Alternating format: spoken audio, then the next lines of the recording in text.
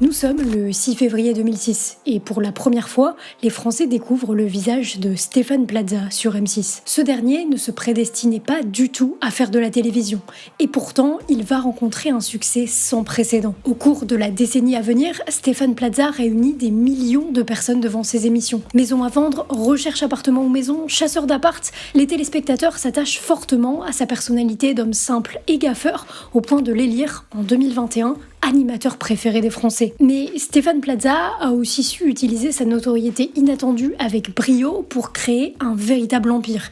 Il est au théâtre, il a des produits dérivés, mais surtout, il possède un réseau d'agences immobilières. L'agence Stéphane Plaza Immobilier a ouvert plus de 500 franchises sur le territoire et en 2022, soit seulement 7 ans après sa création, elle atteint 25 millions de chiffre d'affaires. Sauf qu'en 2023, tout bascule. Le 21 septembre, un journal publie les témoignages de 3 des anciennes compagnes de l'animateur qui l'accusent de violences psychologiques et pour 2 d'entre elles, physiques. Le public est sous le choc. Mais si bien évidemment la presse s'emballe et diffuse ces accusations, ce 21 septembre marque seulement le début d'une spirale infernale. Entre bataille juridique et tempête médiatique, c'est tout l'empire Plaza qui se retrouve aspiré et de fait extrêmement affaibli. Aujourd'hui, je vous propose qu'on revienne sur l'un des plus gros scandales médiatiques de ces dernières années qui a touché à la fois le monde de la télé et le monde entrepreneurial, l'affaire Stéphane Plaza. L'époque Stéphane Plaza illustre bien une chose.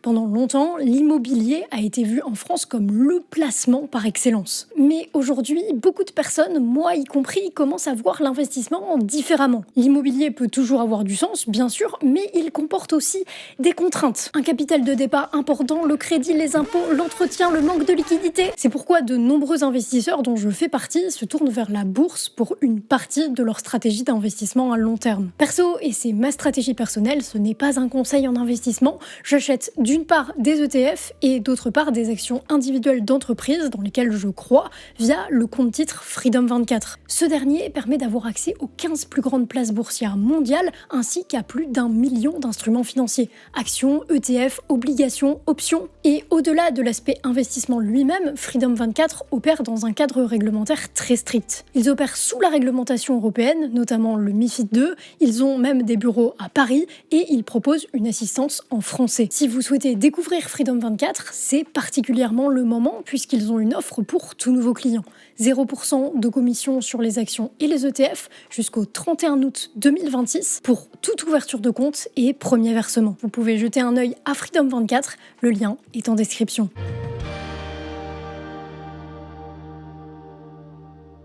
Stéphane Plaza ne voulait pas du tout être un animateur au départ. Et la manière dont il va le devenir a une grande importance pour tout le reste de la vidéo. À la base, Stéphane Plaza est en échec scolaire. Il n'obtient pas le bac et donc il doit choisir parmi des professions qu'il peut exercer sans, de par les contacts de sa famille. Rien ne l'excite plus que ça, mais par défaut, il choisit agent immobilier. Et dès le premier mois, il excelle. Il est trop fort. Il tombe immédiatement amoureux du métier et s'investit vraiment dans ce nouveau travail. Pendant 14 ans, il ne va pas quitter l'agence dans laquelle il a commencé. Et dans la vie de beaucoup de gens, l'histoire s'arrête là. Mais pas dans celle de Stéphane Plaza. En 2005, l'agent se rend à un salon professionnel de l'immobilier à Paris où il rencontre par hasard une équipe de production, l'équipe de Réservoir Prod. La boîte de production appartient à Jean-Luc Delarue et ils font passer des castings sauvages pour une future émission sur l'immobilier sur laquelle ils n'en disent pas vraiment plus. Stéphane Plaza a passé la veille une soirée assez alcoolisée, il n'est pas au summum de sa forme, mais il discute avec l'équipe et le courant passe bien. Bien à tel point que c'est lui qui est retenu pour animer une toute nouvelle émission sur M6, recherche appartement ou maison. Le concept est simple, un agent immobilier accompagne des particuliers dans leur recherche de biens. Il leur fait visiter des appartements, des maisons et il les conseille. Stéphane Plaza se retrouve donc propulsé devant les caméras et ce 6 février 2006, il apparaît pour la toute première fois sur une chaîne de télévision nationale, M6. Et très vite, c'est un succès. Un immense succès. L'émission plaît énormément, mais ce n'est pas un hasard. C'était même extrêmement calculé. À cette époque, M6 a un plan. Créer des émissions qui sont des magazines de vie. Des émissions utiles, concrètes, qui parlent du quotidien des Français et qui souvent promettent un changement de vie. Et l'une des clés pour faire fonctionner ce genre d'émission, c'est de trouver les bonnes personnes pour les présenter. Or, dans ce cas précis, les animateurs télé, préparés et formés au journalisme, ce n'est pas l'idéal. Il faut des présentateurs dans lesquels les téléspectateurs peuvent se reconnaître. En gros, des gens de la vie ordinaire. Et qui ont une vraie expertise. Non seulement le parcours professionnel du présentateur le légitime, mais en plus de ça, l'audience peut s'attacher plus facilement à lui parce qu'il se ressemble. C'est de ça dont découle le casting sauvage par lequel Stéphane Plaza a été repéré, pour autant, il est loin d'être le seul à s'inscrire dans ce plan. Philippe Etchebest ou Christina Cordula sont de très bons exemples de ce plan. Mais de tous, c'est sans conteste Stéphane Plaza qui va le plus bénéficier des fruits de cette stratégie. Drôle, gaffeur, extrêmement simple et au final très normal, toutes ces qualités font que le public s'attache énormément à lui. Son naturel plaît et ça se ressent dans les chiffres. Très vite, M6 comprend qu'ils ont trouvé la poule aux œufs d'or. Alors, il propose à Stéphane Plaza de présenter d'autres émissions. C'est ainsi que naît Maison à vendre, puis Chasseurs d'appart, qui cumulent par diffusion plusieurs millions de téléspectateurs.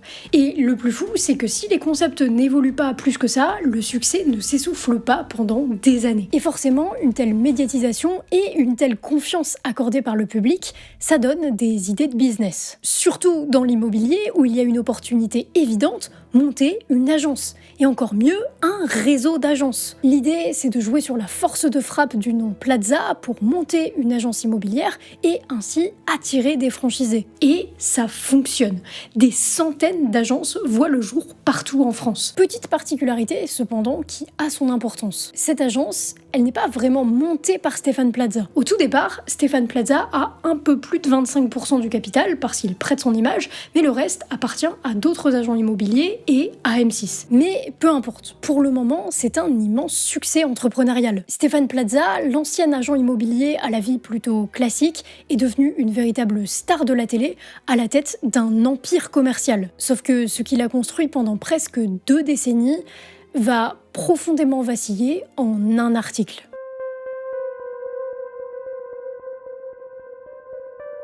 Le 21 septembre 2023, le journal Mediapart publie les témoignages de 3 anciennes compagnes de Stéphane Plaza. L'une des femmes, sous le prénom fictif de Jade, affirme que l'animateur lui aurait causé une fracture à la main lors d'une altercation. Radio médicale à l'appui, elle décrit également une scène dans laquelle Stéphane Plaza l'aurait plaqué contre un mur, son avant-bras en travers de la gorge. Elle parle aussi d'humiliations répétées, de dénigrement et d'autres gestes violents au cours de leur relation, comme un coup de poing à l'épaule. Une seconde femme, Eva, ancienne candidate dans une émission de Plaza, explique avoir déposé une main courante en 2022.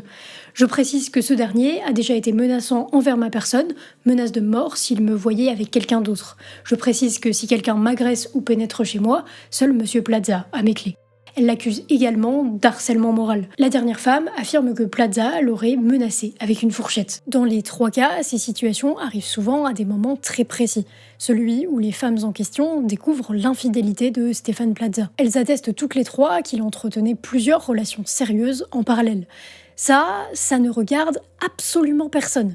Cependant, ce qui est reproché publiquement à Stéphane Plaza dans cet article, ce sont bien évidemment les violences présumées décrites par ses ex-compagnes. De son côté, dans l'article, Stéphane Plaza, sollicité en amont de la publication, n'a pas répondu. Par contre, son avocate, si elle refuse de répondre aux questions du journal, apporte un élément. Une plainte contre l'une de ces femmes a été déposée par Stéphane Plaza en juin 2023, donc bien avant que tout ça ne soit public, pour harcèlement et cyberharcèlement, Stéphane Plaza ayant même expliqué au procureur de la République craindre pour sa vie. Ce genre d'accusation dans l'espace public, notamment depuis des événements comme MeToo, capte toujours l'attention du public, particulièrement sur Internet. Mais avec Stéphane Plaza, le phénomène est presque décuplé, parce que pendant plus de 10 ans, l'animateur s'est construit une image extrêmement solide, à l'exact opposé de ce dont il est accusé. D'un coup, son image change, son capital de sympathie a fait son succès, et là, nous sommes face à des accusations qui remettent en cause cette sympathie. Mais pour l'instant, tout ça n'est qu'au stade d'accusation. Et si Stéphane Plaza les nie fermement de son côté,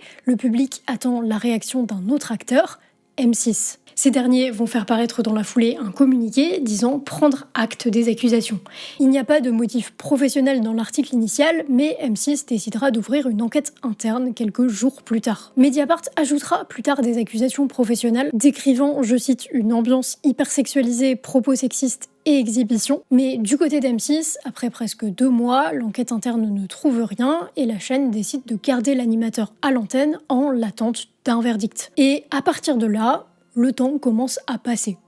Et les choses s'apaisent un peu médiatiquement parce que toute la machine médiatique passe à autre chose. Maintenant, de toute façon, il ne reste qu'à attendre la justice.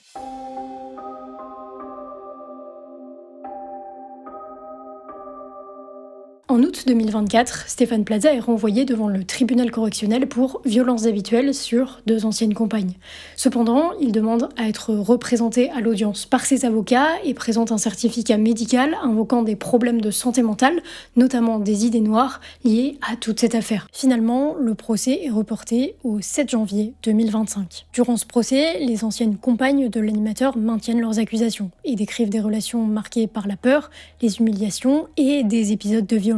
De son côté, Stéphane Plaza nie fermement les faits qui lui sont reprochés. L'animateur reconnaît certains comportements, mais conteste les violences physiques décrites par les plaignantes. Il invoque notamment sa dyspraxie pour expliquer certains gestes. Mais le tribunal ne suit pas cette ligne de défense. Stéphane Plaza est relaxé pour les faits de violence psychologique dénoncés par la seconde plaignante, mais il est condamné à 12 mois de prison avec sursis pour violences habituelles, ainsi qu'une interdiction de contact avec son ex-compagne et une indemnité financière. Et là, il va se passer 2 choses. D'abord, Stéphane Plaza fait appel et assigne l'État en justice pour faute lourde. Le parquet de Paris a truqué ce dossier en ayant recours à un faux par personne dépositaire de l'autorité publique, en faisant usage de ce faux à l'audience, et c'est un crime. Notons que ce n'est quand même pas anodin, ce genre d'action en justice. Mais côté juridique, depuis, tout est en attente. Au 24 mai 2026, jour où je tourne cette vidéo, on sait juste qu'il sera visiblement jugé du 26 au 1er juin 2026 en appel pour le procès pour violences habituelles. Par contre,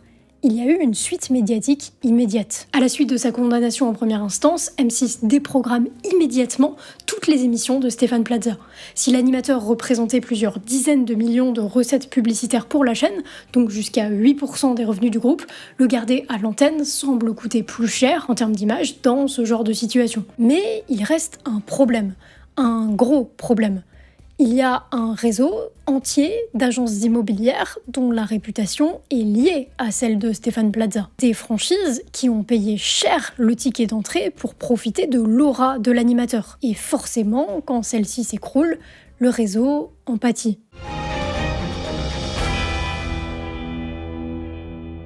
Certains franchisés ont payé le prix des accusations puis de la condamnation de Stéphane Plaza avec des vitrines ou des voitures taguées.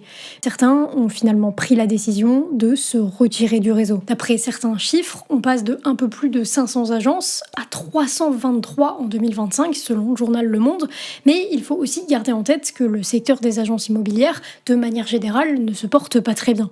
Cependant, les franchisés se sont vus proposer une option pour pallier à la crise d'image de Stéphane Plaza, renommer leur agence avec un nouveau nom, 6e Avenue, ce qu'ont fait environ 80 d'entre eux. D'un point de vue entrepreneurial, cette crise pose un véritable problème puisque ce qu'apportait Stéphane Plaza dans cette affaire, c'était Stéphane Plaza lui-même. C'est ça qui faisait le succès insolent de l'agence, c'est ça qui justifiait le prix d'entrée pour les franchisés, et c'est ça, in fine, qui permettait un chiffre d'affaires important. Et ce chiffre d'affaires, il venait aussi de la publicité hors norme offerte par M6. Avoir sa tête exposée devant des millions de personnes sur une chaîne de télé nationale pendant plusieurs heures par semaine dans des programmes qui durent plus d'une demi-heure, parfois plus d'1 heure. C'est une publicité que peu de marques peuvent ne serait-ce qu'imaginer. Et sans ça, la marque au global perd de la puissance vitesse grand V. Mais c'est aussi ce qui a fait que le contre-coup médiatique à partir de 2025 a été brutal, puisqu'en fait, il a tout simplement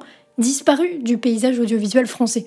Contrairement à d'autres personnalités publiques, Stéphane Plaza ne possède pas vraiment d'espace médiatique personnel. Il n'a pas de chaîne YouTube, pas de médias à lui, toute sa puissance vient du système télévisuel traditionnel et de son association historique avec la chaîne qui l'a fait naître et qui, au vu des circonstances, malgré la manne financière que ça représente pour la chaîne, a aussi décidé de l'évincer. Cependant, Stéphane Plaza est quand même présent quelque part, à savoir sur Instagram. Il a en effet un compte très actif, suivi par plus de 700 000 personnes, et ce compte est particulier. En creusant ses publications, on découvre quelque chose de très éloigné des codes habituels des réseaux sociaux. Le compte ressemble davantage à un compte personnel.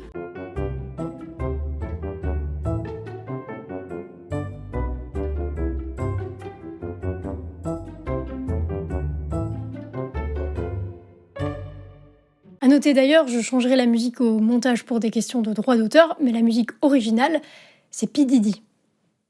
Et dans ce contexte précis, avoir une sorte de compte privé qui est en fait public, ça enfonce le clou. Médiatiquement, les prises de parole de Stéphane Plaza seul suscitent régulièrement des réactions négatives. En 2024, par exemple, il avait créé la polémique justement sur Instagram en postant une photo accompagnée en légende d'un pavé commençant par « Tel un Christophe Colomb, je navigue sur les flots pour une nouvelle aventure. Implanté Stéphane Plaza Immobilier dans les merveilleuses îles d'outre-mer. » Bref, à Christophe Colomb, sur les réseaux sociaux, ce n'est pas super bien passé. Stéphane Plaza s'est fait recadrer très fortement. Ce qui aurait pu auparavant passer pour une simple gaffe est maintenant perçu beaucoup plus négativement par une partie du public, justement parce que l'image de Stéphane Plaza a profondément changé. Si cette histoire n'est pas terminée, puisqu'il reste l'appel en juin et la procédure contre l'État, la carrière au global de Stéphane Plaza semble durablement affectée. D'un point de vue entrepreneurial, étant donné que M6 possède la majorité du capital de Stéphane Plaza Immobilier, ou de 6ème Avenue, la marque possède, elle, une chance de s'en sortir, mais ne connaîtra pas la trajectoire de croissance à laquelle elle était promise, étant donné que le cœur même de la marque et sa puissance reposaient sur le fait que c'était une marque personnelle. En tout cas, l'affaire Stéphane Plaza donne presque l'impression d'avoir eu lieu entre deux époques médiatiques différentes. Et s'il nous fallait une énième confirmation que le modèle précédent de la télévision, capable de transformer n'importe qui en figure nationale populaire, est terminée, cette affaire nous l'a apporté sur un plateau.